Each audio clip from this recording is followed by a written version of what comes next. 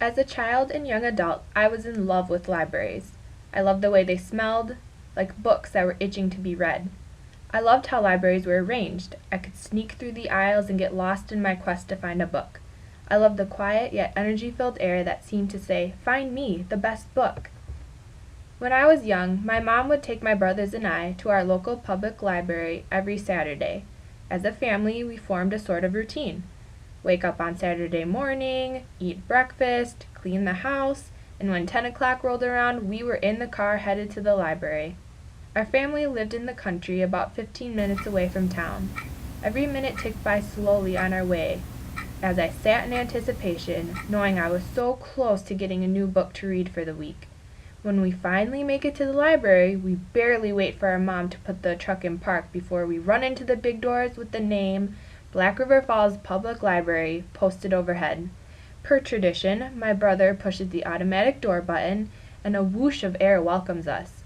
I smell that familiar smell. I see the neat yet unexplored aisles of books, and I am greeted by the friendly smile of our librarian.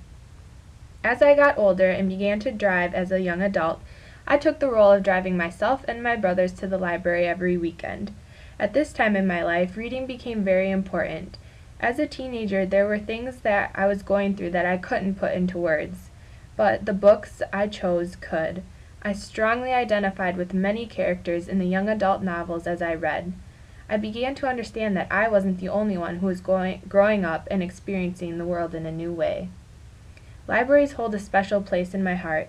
I feel that there is an unsurmountable amount of learning that can be done just by reading an interesting book. Unfortunately, I feel that many kids today are missing out on the magic of the library in their lives. As a future teacher and an adult in general, I want to influence kids to read and spend time in the library.